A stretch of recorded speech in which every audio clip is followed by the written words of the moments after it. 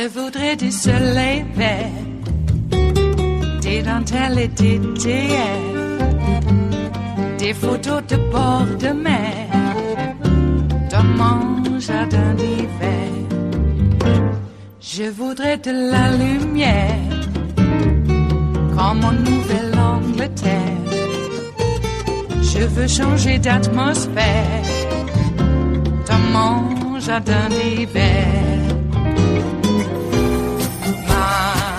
Ma fleur sous la pluie de novembre, tes mains qui courent, je n'en peux plus de t'attendre. Les années passent, qu'il est loin, là je tombe. Nul ne peut nous entendre. Je voudrais du Fred Astaire. One thing that is clear from today's testimony is that the Ukrainians were under a tremendous amount of pressure from President Donald Trump to investigate his political rival, Joe Biden. And the Ukrainians were really wrestling with precisely what they were going to do about that pressure. There were a number of voices along the way who were telling the new Ukrainian president to steer clear of meddling in American elections. And that included Ambassador Bill Taylor and both Republican and Democratic members of the U.S. Senate. Ambassador Taylor talked about it in his opening statement today. On September 5th, I accompanied Senators Johnson and Murphy during their visit to Kyiv. When we met with President Zelenskiy, his first question to the senators was about the withheld security assistance. My recollection of the meeting is that both senators stressed that bipartisan support for Ukraine in Washington was Ukraine's most important strategic asset, and that President Zelenskiy should not jeopardize that bipartisan support by getting drawn into U.S. domestic politics. Joining me now is one of the senators who met with President Zelenskiy, Senator Chris Murphy, Democrat from Connecticut. Senator, I wanted to ask you about that meeting. I think we've talked a little bit about it before. It was interesting to hear it in the testimony. How well do you recall that meeting and what happened in it? Well, I recall the meeting well. I recall it as Ambassador Taylor remembers it. Of course, back in the spring, Rudy Giuliani was openly crowing about his attempts to get the Ukrainian government, the new President Zelenskiy, to investigate the president's political rivals. And one of the reasons I wanted to go to Ukraine in early September was to raise this issue with Zelensky, to tell him that it was going to damage Ukraine's credibility if they were seen as an agent of the Trump campaign. And I also remember, as Ambassador Taylor does, that when we sat down at the meeting, Zelensky sort of dispensed with the regular diplomatic formalities. He wanted to get right to this question of how he could get the aid turned back on. This was an absolute priority to him because he knew that Ukrainian soldiers were dying on the front without that American aid. And in the end of the meeting, he did tell us that he had no intent to get involved in American politics. Little did we know that he was at the very moment involved in back-channel negotiations to do just that, because he was being told if he didn't announce investigations into Joe Biden,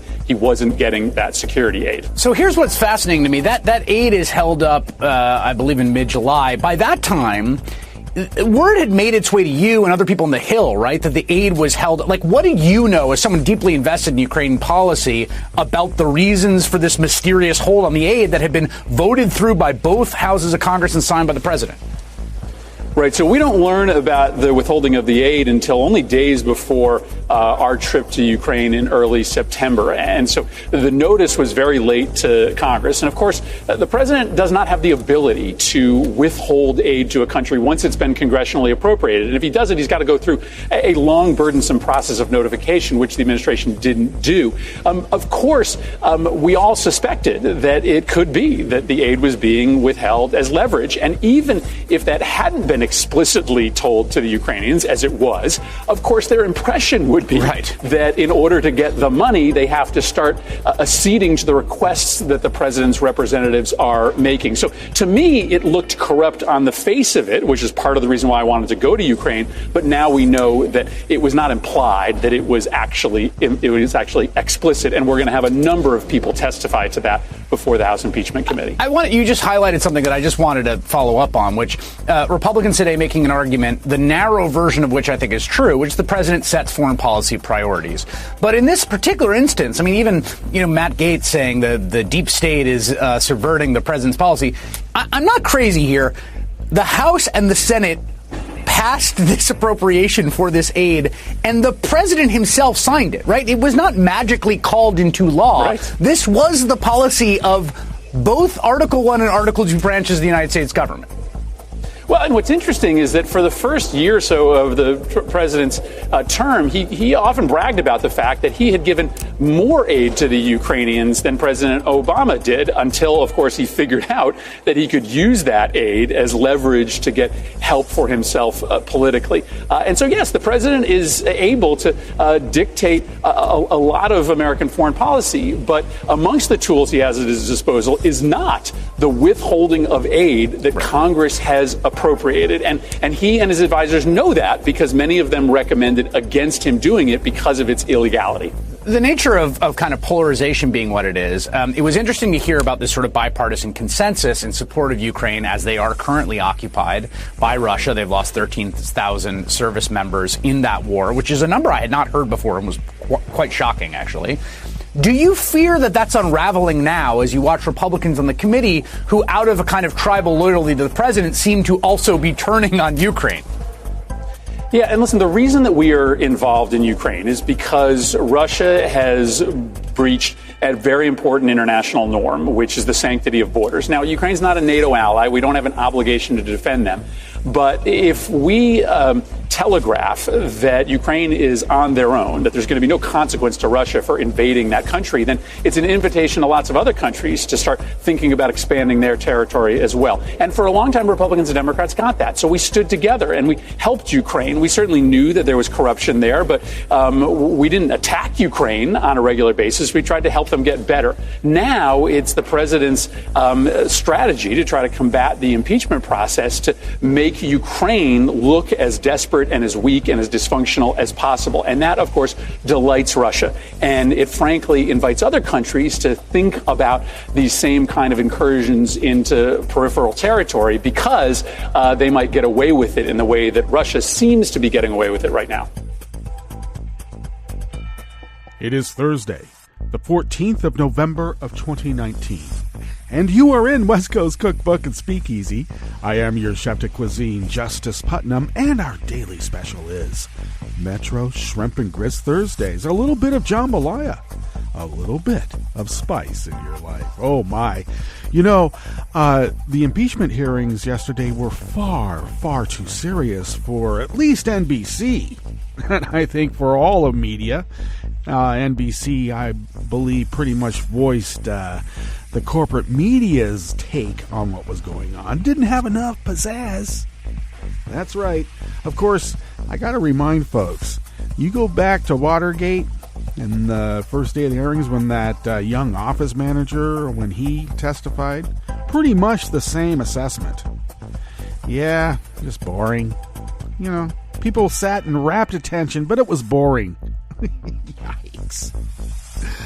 I don't know. I don't know what to say about that. It seemed rather compelling when I was finally able to watch it, because it was going on during David's show and my show too. How dare they? They need to start scheduling these things so they can accommodate us on the West Coast who get up really early so that we can get that East Coast listening drive time audience. Come on now. Anyway, caught up on the hearings, and my gosh, they said it was boring. No, it wasn't. We got some new information.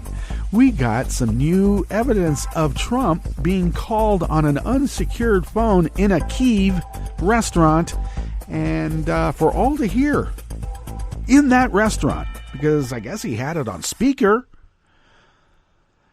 But it wasn't just those in the restaurant that could hear, because you got to understand, Vlad controls the cell phone networks all through the Ukraine. OPSEC much? So that was a blockbuster bit of news. But if you listen to Fox and Kellyanne and all the rest of these weirdos, it was just some mean girls fighting. That's all Kent and Taylor were. We're just some mean girls. we are in serious straits, folks. We know it, and I got to tell you, so do they. That's why they are reacting in the way they are. Of course, yesterday also, the Republicans had to bring in the QAnon conspiracy theories right there for the congressional record. But the Democratic members, because they got their 5-minute rounds, and I will say some actual good came out of that. I wasn't expecting it. The Democratic members did indeed get it in the record that the obstruction is ongoing because subpoenaed documents and people have not been presented to Congress. They are being withheld to obstruct Congress, which is an impeachable offense. That's right. So lots more, according to John Dean, that first day of testimony yesterday had lots more than all of Watergate in terms of what was revealed. And that's John Dean speaking, and he ought to know. Well, we all do too, because we are of a certain age now, aren't we? Well, not all of us are, but enough. And I remember very clearly that not very many people were into the whole impeachment inquiry when it began back in Watergate. In fact, it was dismissed repeatedly, and it took a long time to finally get people to warm to it. And media at the time also accused it of being boring and not having enough pizzazz. Okay, I think that was Andrew Lack that put that edict from on high, and it had to spread through the whole organization. I suppose, we could have stopped the Holocaust, but we just lacked pizzazz. We could have prevented the Holocaust, if only we had more pizzazz. I was thinking of all sorts of different types of scenarios, that young woman who was on fire from napalm, famous photograph in Life magazine running up the road. She just lacked pizzazz. That's right.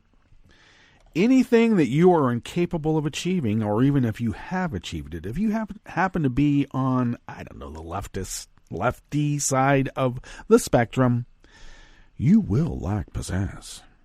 You have to. Of course, Obama had too much pizzazz now, didn't he? Too much. He had pizzazz, but once you have pizzazz, then it's too much. Also, this is a bit concerning to me, too, in terms when I talked about the QAnon conspiracy theories getting put into the congressional record, because there's other outright lies, and we need to push back with actual facts. So there's a couple of things that were put out there, and I'm glad that this particular incident was corrected. And that is that Obama having meetings with members of the Ukraine, and that was evidence of corruption and whatnot. Of course, Obama had these meetings with people 2 years before the Crimea was invaded by Russia. But they're trying to lump it in together because, the black guy.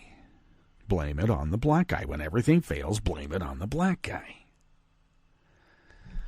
But there was another one about, Obama held back, Stinger missiles and javelins and all of that. I mean, yeah. He didn't authorize javelins to a Russia-friendly president who fled with the support of Vlad when his government failed. Duh. But the Republicans' strategy, such as it was, which wasn't much, let's be clear, the gambit that they are attempting is to both sides the issue. Well, Ukraine is structurally corrupt. So any time that you go there, even when you're talking about getting rid of corruption, that's corrupt. So what Hunter Biden was sat on that board for, and let's be clear, Burisma was attempting to change their brand because their brand was one of corruption. And so they purged their corrupt members that were running that company, and they were trying to do something a little different since, NATO seems like a good place to be, and so does the EU.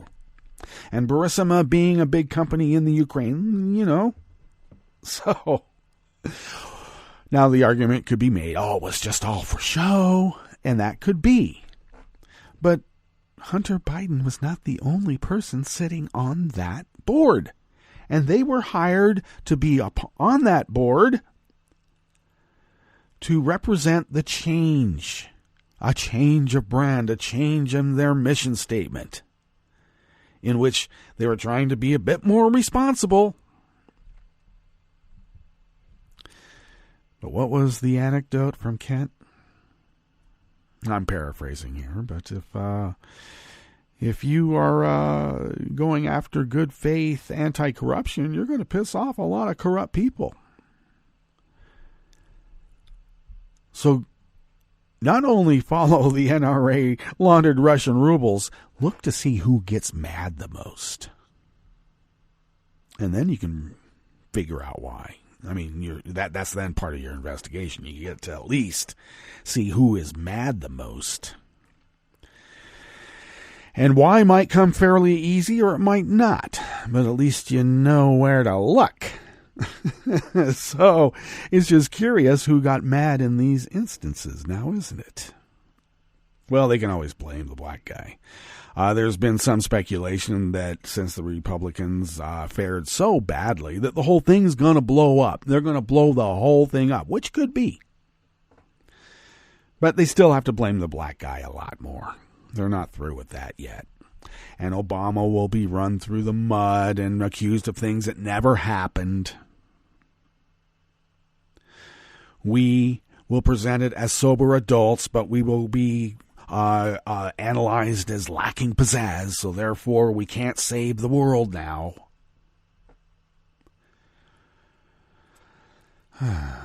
Maybe the witnesses should be dressed up as the Masked Singer, and then we can all guess at what their testimony might be when they sing a song. What's on the rest of the menu here in the Bistro Cafe, a West Coast Cookbook and Speakeasy? Metro Shrimp and Grits Thursdays. Now, do not discriminate against the grit. All right? It's more than just corn. It's a grit. Well, Chris Murphy had warned President Zelenskiy in September not to get entangled in U.S. politics. But as Senator Chris said, he was already entangled with Trump. And even though he didn't want to be, on the rest of the menu, the student body president at the University of Florida faces impeachment over bribing Don Jr. to visit with $50,000 in student fees. Well, some people might call it a payment. I don't know. I think it's a bribe. It fits. Trump's plan to use a webcam at the border could backfire spectacularly by revealing U.S. work crews continuously violating Mexican sovereignty. Continuously. And federal prosecutors say Roger Stone undermined the Russia probe by deliberately lying to investigators to protect Donald Trump. Well, Roger's been grooming Donnie for quite a while now, let's be clear. After the break, we move to the chef's table, where Australia universities will list foreign ties and share cyber intelligence with national security agencies to thwart offshore interference. Offshore. And climate change is blamed as floods overwhelm Venice, swamping the basilica and inundating centuries-old buildings. Oh, Venice. All that and more on West Coast Cookbook and Speakeasy. Bon appetit.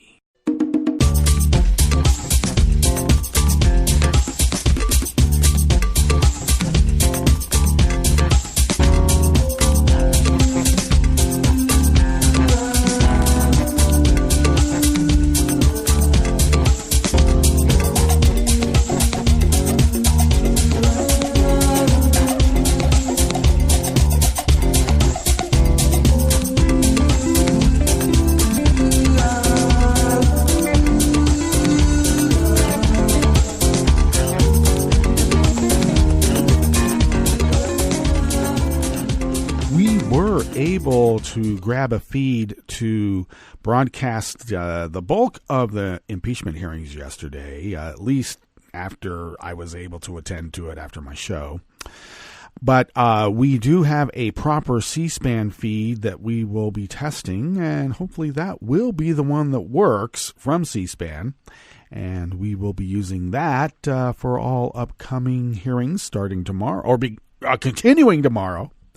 And at least after David's show, I probably will still make a pod for my show if we do break in to West Coast Cookbook and Speakeasy or preempt it. So, look for that. I'll put that out for you. At the bottom of our homepage at netrootsradio.com, to the rightish of the page is the chat room link, monitored by Kelly Lincoln. Thank you, Kelly. To the leftish of the page from the chat room link at the bottom of our homepage at netrootsradio.com is our Patreon link, and do please become a recurring Patreon of Netroots Radio. Your generosity is what keeps us going. Of course, you know the bulk of what we pull out of our pocket space for this, but we need your help. And you have been so generous all these many years, and we thank you for that. We still put out these plaintiff pleas daily because, well, we have to. It's not like we're getting money from Soros or anybody that has the really big, deep pockets. We would accept it as long as there were no strings attached, of course. Of course. If you would like to follow Netroots Radio on Twitter, it is so simple. Do so at Netroots Radio. Tom takes care of that and so much more. Thank you, Tom. I take care of at Justice Putnam. Follow me there. And I also post the show notes and links diary on Daily Co's about 10 minutes before showtime for West Coast Cookbook and Speakeasy, and also the Justice Department Music Sans Frontières on Sunday nights, 8 p.m. on the West Coast. Guess what? That's 11 on the East Coast at night. And so look for the show notes and links diary about 10 minutes before show times. And you can follow the show on Twitter at Cookbook West. Pick up podcasts by way of Spreaker, Stitcher, TuneIn, iHeart, YouTube, iTunes, etc., etc., etc. All right, this first offering here in the Bistro Cafe of West Coast Cookbook and Speakeasy is from the Associated Press and, indeed, anonymous worker bees there. Donald Trump is not the only president facing an impeachment inquiry. The student body president of the University of Florida is facing an impeachment threat for spending $50,000 in student fees to bring Trump's eldest son and his snippy little girlfriend to campus. Members of the university's student senate filed a resolution on Tuesday to impeach student body president Michael Murphy for malfeasance and abuse of power. The resolution accuses Murphy of spending mandatory student fees to push his own political beliefs when he brought Donald Trump Jr. and his snippy girlfriend, Kimberly Guilfoyle, to speak on campus last month. This is last month. This isn't the one in UCLA where they left early because they were heckled by QAnon right-wing extremists that consider the Trumps not to be crazy enough for them. Wow, we got that. Let's see here. The event ended up being a disaster. culminating in Trump Jr. and Guilfoyle storming off the stage after pro-Trump protesters demanded a question and answer session. This is the same thing that happened at UCLA. Student body statutes forbid student money from being spent in support of or against a political party, according to the Student Senate resolution. The Tampa Bay Times reports that Murphy has maintained that the visit wasn't campaign-related. Yeah. But emails obtained by the independent Florida Alligator, the student newspaper, show a Trump re-election campaign official personally asked Murphy in September to bring Donald Trump Jr. and Guilfoyle to campus. Oh, wait a second. You mean it wasn't a bribe? It might have been extortion? My. We met at my house on the 4th of July. Carolyn Wren, a national finance consultant of Trump Victory, wrote Murphy in September, or in a September 10th email obtained by the student newspaper. I wanted to follow up with you regarding a speaking engagement at the University of Florida for Donald Trump Jr. The Alligator reported that Murphy also reached out to the campaign of Democratic presidential candidate Bernie Sanders, inviting him to come to campus, but the Sanders campaign declined, citing scheduling issues. Murphy did not respond to an email inquiry yesterday, Wednesday, and who would? He's a kid.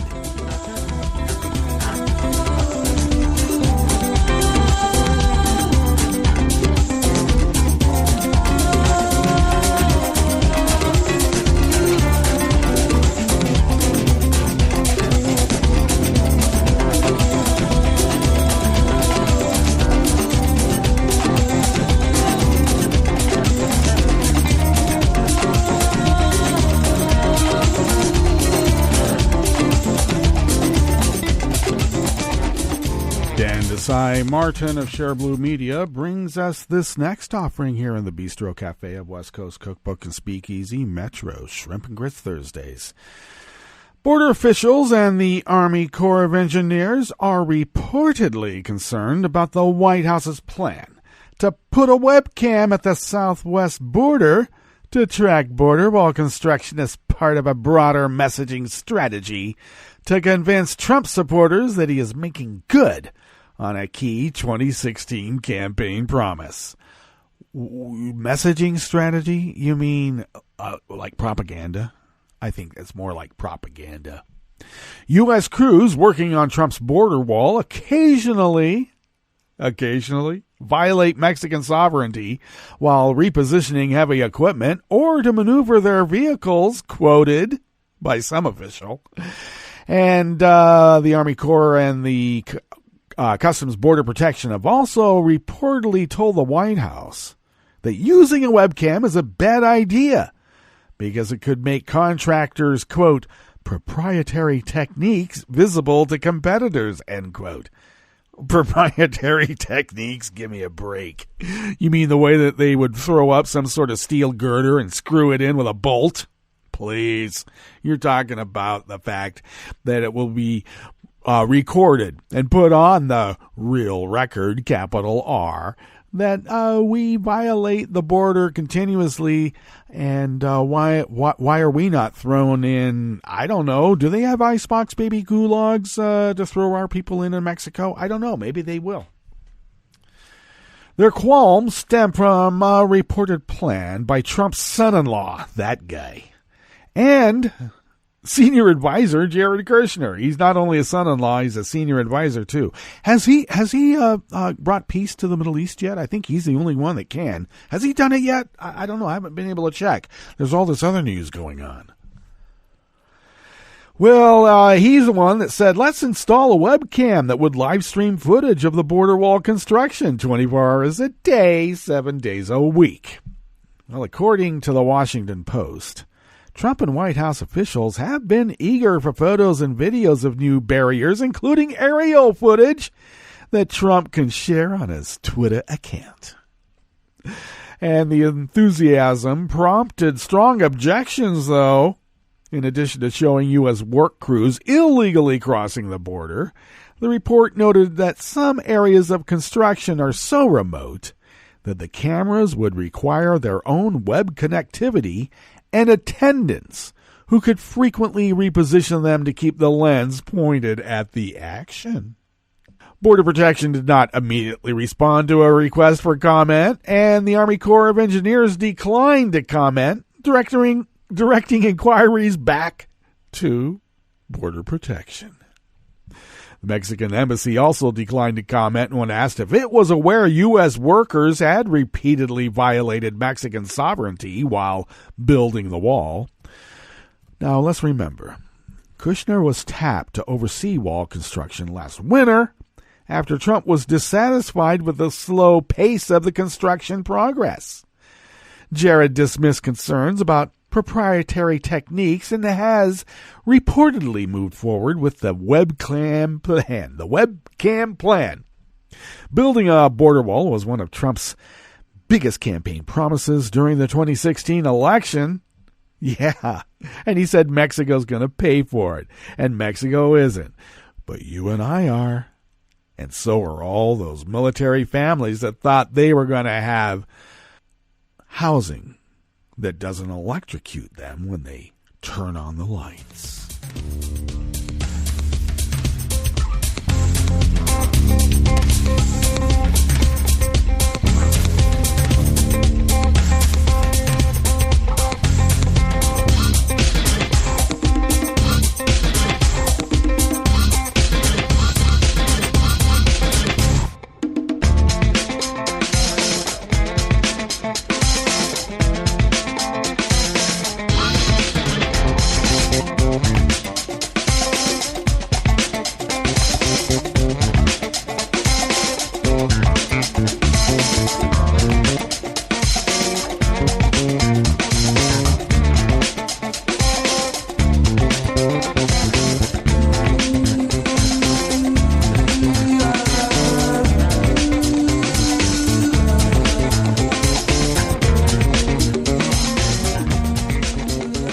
More anonymous worker bees at the Associated Press bring us this final offering here in the Bistro Cafe at West Coast Cookbook and Speakeasy.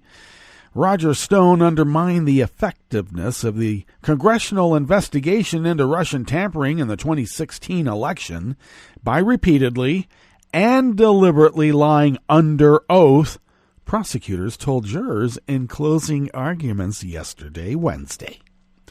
A veteran political operative, they actually said a veteran Republican political operative and longtime confidant of Donald Trump, Stone is accused of lying to lawmakers about his attempts to communicate with the anti-secrecy website WikiLeaks. We love WikiLeaks. Tampering with witnesses and obstructing a House Intel Committee investigation into whether the Trump presidential campaign coordinated with Russia to tip the 2016 election. He has denied any wrongdoing because whenever they do it, it's okay. Let's remember, he's not just a, how do they put it, a veteran Republican political operative. He is a rat effer. I would say the whole word, but it's still too early for me right at this very moment. So I will not put in the CK part, but you know what I mean. Back in the day, they called it the dirty tricksters because they couldn't say rat effers on TV or in the papers. So Roger Stone is, of course, going to deny any wrongdoing because it's all of us who are wrong. And they are, I don't know, the vanguard to save whatever it is that needs to be saved when all of America is finally destroyed to their liking. In this reporter's opinion, of course. Prosecutor Jonathan Kravis said Stone lied to protect the Trump campaign. Several witnesses have highlighted how Trump campaign associates were eager to take advantage of the more than 19,000 emails that had been hacked by Russia from the DNC and were being released in batches by WikiLeaks. Steve Bannon, who served as the campaign's chief executive, testified that Stone had boasted about his ties to WikiLeaks and its founder, Julian Assange, alerting them to pending new batches of damaging emails. Campaign officials saw Stone as the, quote, access point, end quote, to WikiLeaks, the prosecutor said. As a result, the campaign looked to Stone to make contact with WikiLeaks and learn more about the content and timing up of the upcoming email releases, which they did so well, in this reporter's opinion, because look, it worked, didn't it? Roger Stone knew that this information came out, it would look really bad before his longtime friend Donald Trump, so he lied to the committee, Kravis said. He not only tried, but succeeded in impeding the committee's investigation. And Stone was indicted in January as part of Robert Mueller's investigation into Russian electoral tampering. And let's be clear, even though Trump and all the right-wing and Trump bros and Cult 45 cultists go out there and say the Mueller report exonerated him and proved him innocent of all wrongdoing, no, it actually did the exact opposite. Plus 10 counts of obstruction of justice. All right, let's get to our break. And when we get back from that break, we are going to go through weather from around the world and finish up with the stories that we have curated for you today. You are listening to West Coast Cookbook and Speakeasy, and we will be right back. You are listening to netrootsradio.com. Please hang up and try again.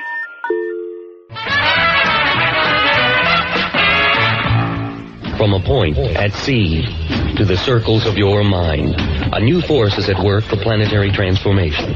New radio for a new Earth.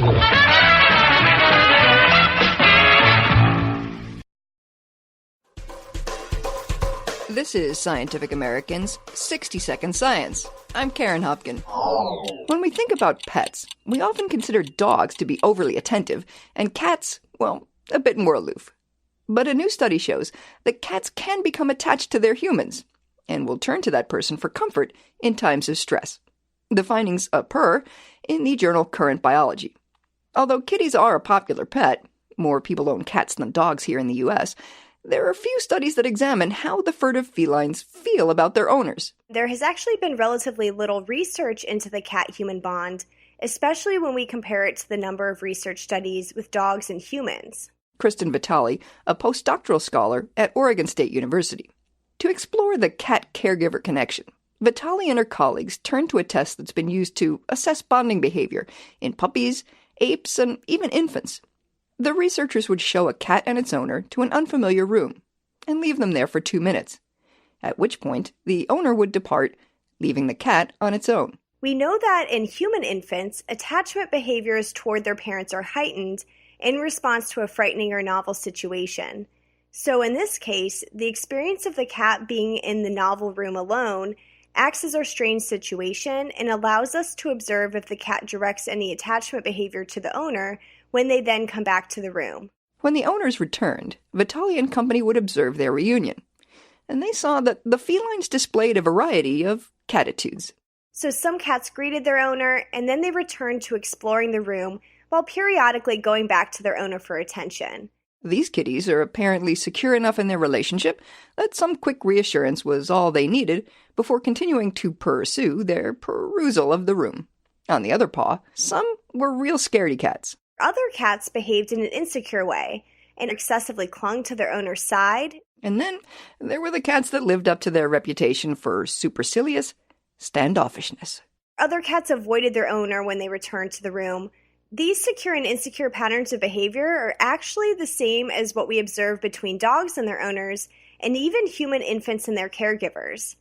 In all three of these populations, the majority of individuals are actually securely attached to their caregivers, indicating similarities across these species. Although snubbing is generally considered classic cat conduct, the majority of cats in the study, around 65%, actually use their owner as a source of security. Why, one could even describe those cat-human relationships as dogged.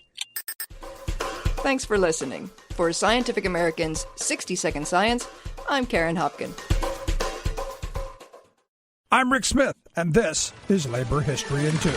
On this day in labor history, the year was 1903. Working women from around the nation founded the National Women's Trade Union League in Boston. The organization's founders included female reformers, working-class women, as well as women from wealthy families. The purpose of the organization was to assist in the organization of women wage workers into trade unions and thereby to help them secure conditions necessary for healthful and efficient work and to obtain a just reward for such work. One of the inspirations for the Women's Trade Union League was the work of Settlement House organizer Jane Addams. The Women's Trade Union League recognized that women across economic classes were united by what they called the bonds of womanhood. Wealthy league members donated money to the cause. They often served as spokeswomen and arranged for legal representation for workers when necessary. When the league was founded, the trade union movement was male-dominated. The male trade unionists worried more women in the labor market would drive down men's wages.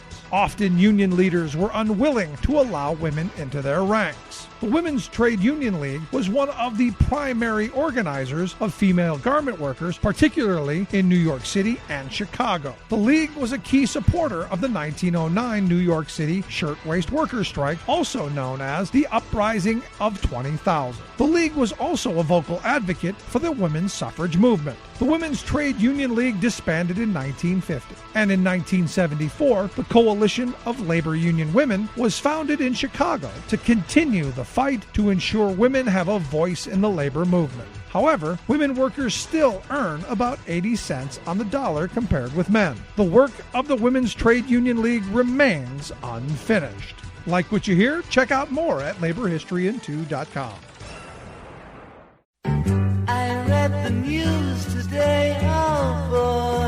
It's time for Nicole Sandler's What's News from NicoleSandler.com and the Progressive Voices Network. The public hearing phase of the impeachment inquiry into Donald Trump began Wednesday, not with the bang Democrats had promised, but with enough evidence that things were not running according to standard operating procedure when it came to our dealings with Ukraine to pique our interests. I hope. Perhaps the magnitude of the testimony is watered down a bit because we've already heard this. In our 24-hour news cycle, we hear all the details. In this case, most of what was said on Wednesday was information we had gleaned from the transcripts of the depositions given by the top U.S. diplomat to Ukraine, Bill Taylor, and Deputy Assistant Secretary of State, George Kent. Thankfully, Ambassador Taylor did offer the only bombshell of the day, one bit of new information, something that he had just learned about in recent days. Last Friday, a member of my staff told me of events that occurred on July 26th. While Ambassador Volker and I visited the front, this member of my staff accompanied Ambassador Sondland. Ambassador Sondland met with Mr. Yermak. Following that meeting, in the presence of my staff at a restaurant, Ambassador Sondland called President Trump and told him of his meetings in Kyiv. The member of my staff could hear President Trump on the phone asking Ambassador Sondland about the investigations. Ambassador Sondland told President Trump the Ukrainians were ready to move forward. Following the call with President Trump, the member of my staff asked Ambassador Sondland what President Trump thought about Ukraine. Ambassador Sondland responded that President Trump cares more about the investigations of Biden, which Giuliani was pressing for. At the time I gave my deposition on October 22nd, I was not aware of this information. I'm including it here for completeness. As the committee knows, I reported this information through counsel to the State Department's legal advisor, as well as to counsel for both the majority and the minority of this committee. It is my understanding that the committee is following up on this matter. Schiff followed up on this testimony when it was his turn to ask questions. Now, you testified in your opening statement, I do not believe the United States should ask other countries to engage in selective politically associated investigations or prosecutions against opponents of those in power, because such selective actions undermine the rule of law regardless of the country. The selective politically associated investigations or prosecutions against opponents of those in power, are you referring to the Bidens there? I'm referring as a general principle about the promotion of the rule of law. But that would apply to the President of the United States seeking an investigation of his political opponent, would it not? It could be interpreted that way, yes, sir. And I take it in your discussions, Ambassador Taylor, with Ambassador Sondland or others, what was communicated to you was that the president wanted investigations into 2016 and the Bidens, not into an oligarch named Zelenskiy or self-dealing, but 2016 and the Bidens. Was that your understanding? That was my understanding. And in fact, when you said your staff overheard this call between Ambassador Sondland and the president, in that call, the president brings up investigation, does he not? He did. And immediately after the president gets off the phone with Sondland, Sondland is asked by your staff, what does the president think about Ukraine? And his answer is, he's just interested in the Bidens. Am I right? He said he was more interested in the Bidens. More interested in the Bidens. No discussion of Zelenskiy or Chalupa or things that happened 7 years ago. He was interested in the Bidens. Yes, sir. Trump was asked about this new information during a White House press conference with Turkish President Erdogan Wednesday afternoon. You know, the phone call he received from Sunderland, well, he claims he knows nothing about it. Yeah, sure. The action continues on Friday when the ousted former U.S. ambassador to Ukraine, Masha Yovanovitch, testifies. It will begin promptly at 9 a.m. Eastern Time. Then on Friday afternoon, David Holmes, the aforementioned aide to Ambassador Taylor, who overheard the phone call in question, will testify behind closed doors. Testimony will also continue on Saturday with Mark Sandy, an official with the Office of Management and Budget. And next week, the public testimony will happen on Tuesday, Wednesday, and Thursday. Stock up on the popcorn. On a side note, George Conway, the husband of Kellyanne, a conservative Republican who's been very critical of Donald Trump, has declined all TV interview requests for many months. But on Wednesday, George Conway appeared on set at MSNBC aside Nicole Wallace and Brian Williams, where he provided commentary on the first day of public hearings.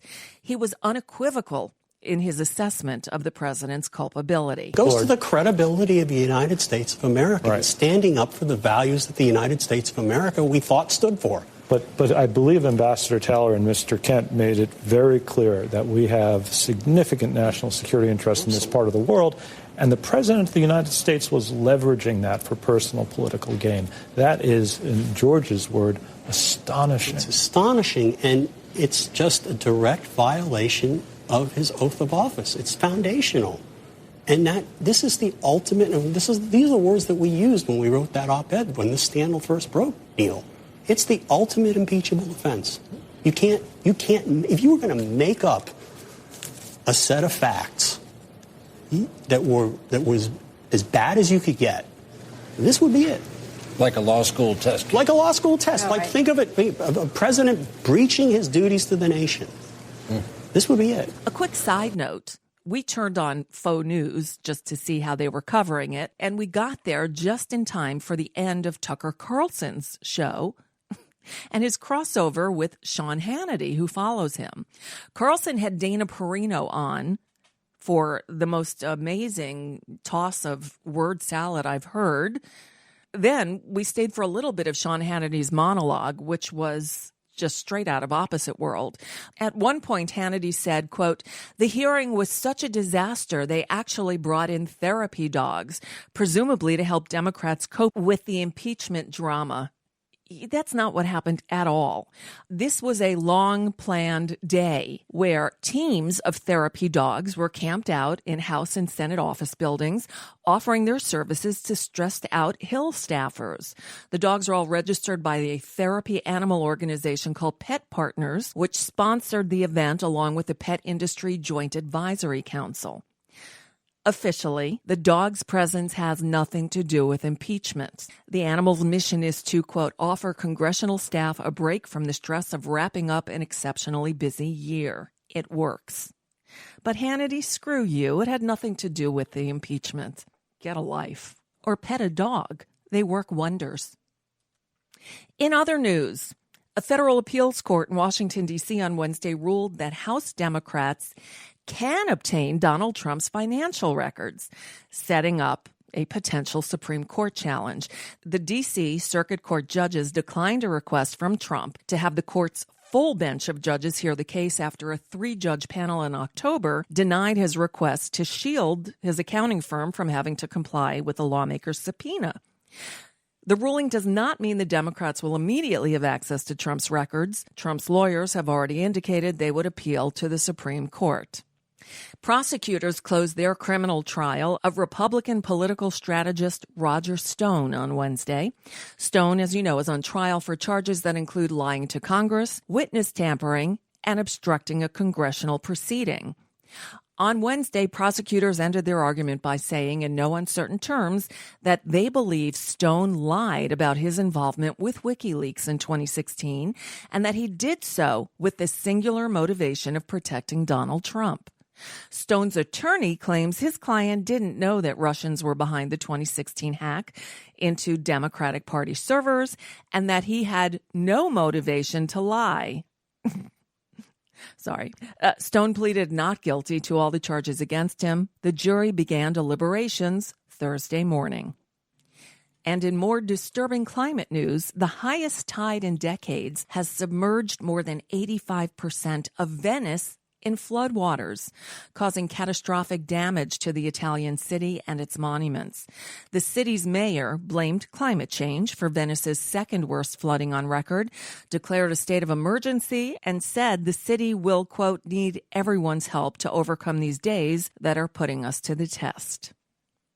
And finally, we're less than 3 months away from the Iowa caucuses, the official start of voting in the Democratic Party presidential primaries.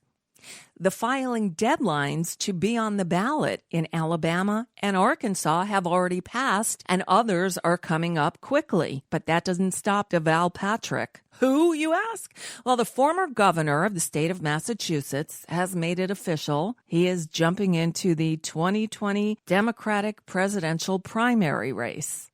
By the way, to take this job, Deval Patrick would have to leave his current position at Bain Capital. The more you know.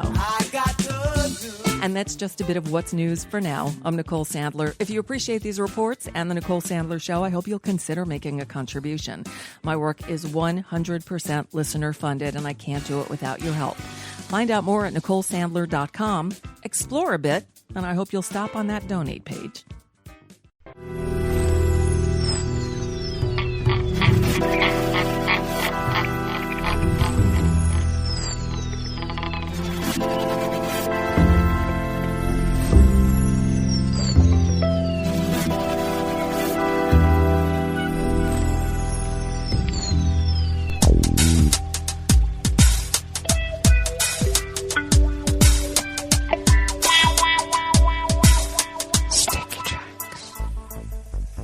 Thank you for accompanying us here to the Chef's Table at West Coast Cookbook and Speakeasy, Metro Shrimp and Grits Thursdays. And we always begin weather from around the world along the banks of the Rogue River.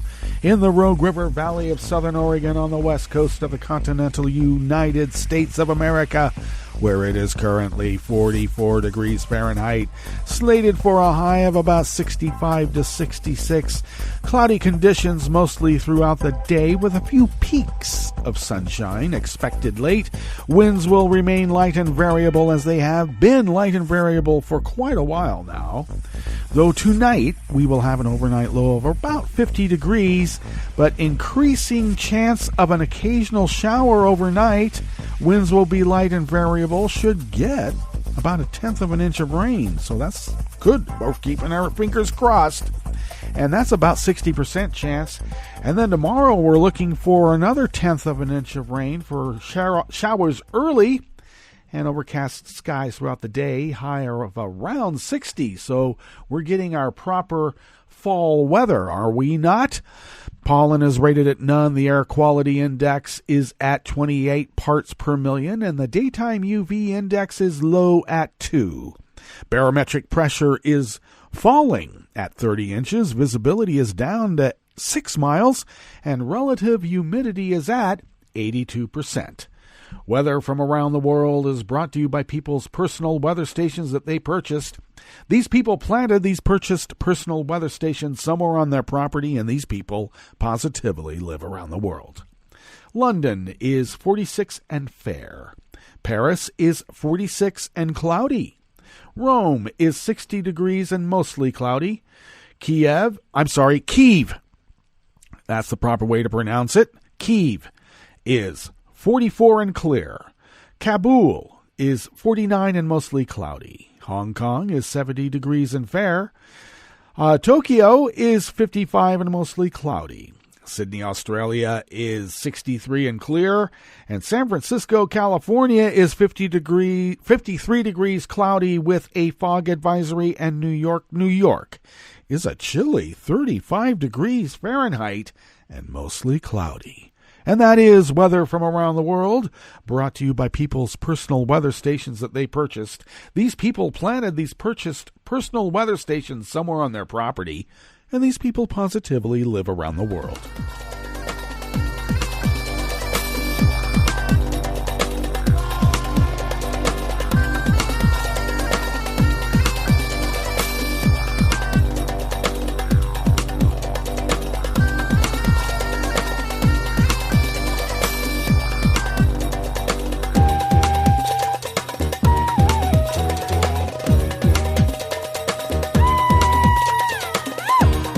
Colin Packham of Reuters brings us this first amuse-bouche here at the chef's table at West Coast Cookbook and Speakeasy. Australia laid out new guidelines to counter foreign powers exerting influence in its universities amid mounting concerns over China's activities. Universities committed to the new code will share cyber intel with national security agencies, name overseas research partners, and list financial dealings with other countries. The foreign interference threat is at unprecedented levels. It will evolve, so we have got to make sure our approach evolves with it, Education Minister Dan Tehan told reporters in Canberra following the publication of the voluntary guidelines. Australia formed the task force of intelligence officials and university executives this year to create new rules amid a spate of cyber attacks targeting universities and fears that China could influence research and students.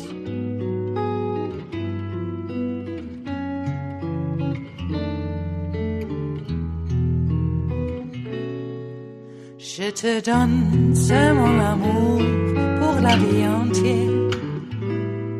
La promesse de me trouver à tes genoux.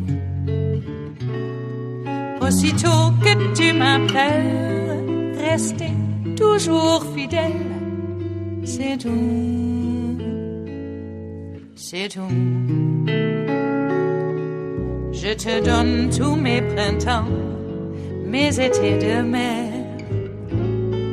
Mes automnes, quand les feuilles tombent partout. Si ce n'est pas une bonne affaire, je te donne tous mes hivers, c'est tout. Riccardo Bastianello of Reuters brings us this final amuse-bouche here at the chef's table at West Coast Cookbook and Speakeasy, and Netroots Radio, too. Venice's mayor declared a state of emergency after apocalyptic floods swept through the lagoon city, flooding its historic basilica and inundating squares and centuries-old buildings. Thoroughfares were turned into raging torrents, stone balustrades were shattered, boats tossed ashore, and gondolas smashed against their moorings as the lagoon tide peaked at 6 foot 2 inches shortly before midnight. This is the highest level since recorded in 1966, with rising water levels becoming a regular threat to the tourist jewel. Well, that brings us to the end of our broadcast period. Let's hope Venice survives. But we're going to meet up tomorrow for Blue Moon Spirits Fridays. So do stay tuned to Netroots Radio all day and all night for all the breaking news as it breaks. And we'll meet up here tomorrow, right here, in West Coast Cookbook and Speakeasy. Bon appetit.